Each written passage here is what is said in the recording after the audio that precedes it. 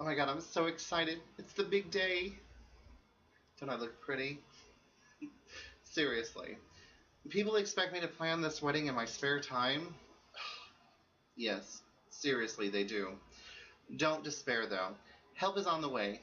Consider this checklist to help you think through the common ground covered in many weddings, with my 10 things to do before saying I do, on the next episode of Elegance and Sophistication.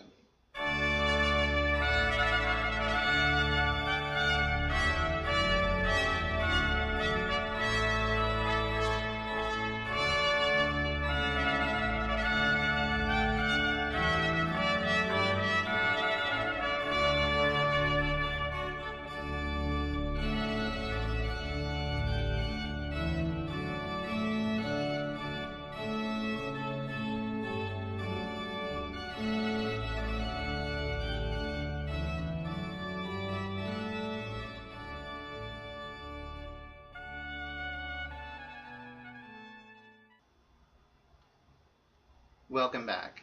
First things first, get on the same page. Ugh, you need to get on the same page with everybody. Now that you are engaged, you and your partner will be embarking on a journey that will culminate in a public ritual built around the two of you exchanging vows to last a lifetime.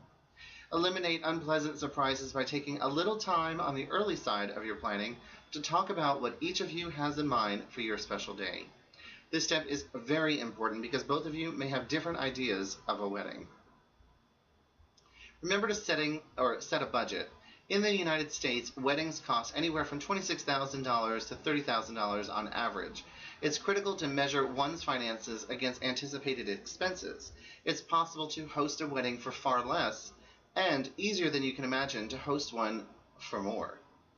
Before you begin, think about your finances and how much you and your partner can afford, and whether or not you'll be asking parents to chip in.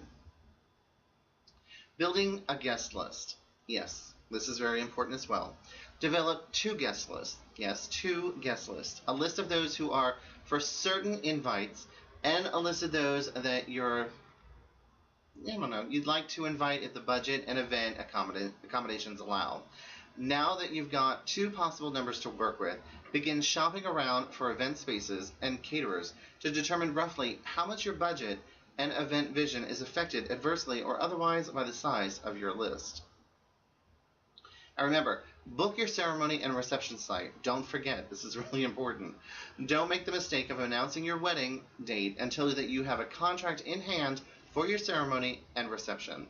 You may find that you'll need to pick a date based on the availability of your dream venue, and don't be surprised if you find that you are having to book a space 9 months or more in advance of a date if you are picking a popular time of year or a popular venue. Number 5, get organized. Never underestimate the value of an effective organized binder. You will be flooded with details from signed contracts to business cards and sample menus. Keep everything in one place so that you can refer back to it. And most importantly, develop a timeline working back from your wedding date to determine the priority in which you'll need to accomplish each planning task. Number 6, become a wedding crasher. I admit it, some of my best ideas have come from going to other people's weddings. Make sure you attend a wedding or two, straight or gay, while you are planning, and consider the content of the ceremony, the flow of the event, the song list played by the band or DJ. If a concept works for you, don't be afraid to integrate it into a format that works for you. Remember, imitation, when done properly, can be the sincerest form of flattery. Number 7, reach out to other brides and other grooms. There is no place like the wedding vortex. I define that as a state of preoccupation and vexation induced by wedding planning. And the best company for someone in the vortex is someone else who has currently been there or has just recently emerged. You can swap information and ask questions with fellow vortex travelers in the Gay Weddings Forum, or enjoy a long dinner with friends who can share stories with you about gay wedding planning and the ensuing drama. Step 8, design a day that reflects you. Though you can find many established wedding traditions already in the books thanks to heterosexual couples who have gone before us, remember that you have the freedom to design a ceremony which best reflects you and your partner. Borrow from the traditional rituals that have significance for you, Add elements that speak to you and your community. And above all, be yourself and be present, and the rest will follow. Step 9. Take another look at your budget. Now that you've booked your photographer, a great venue, a caterer, a chosen fabulous invitations, assess your progress. Can you afford that Vera Wang gown? Is a videographer out of the question?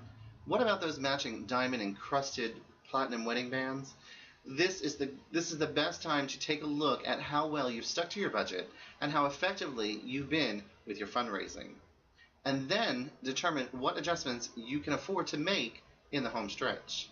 Aim to start your married life deliriously with joy, rather than devastated by debt.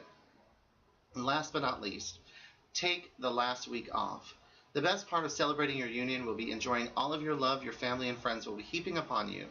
Find a professional consultant or some good friends to do the last minute preparation for you so that you'll be able to greet your public and be with loved ones as any blushing bride or glowing groom deserves to be. Next week, I'll give you a checklist of things that you need and what they are. So remember to keep it elegant and always sophisticated. Well, looks like I got a wedding to attend to. Bye for now.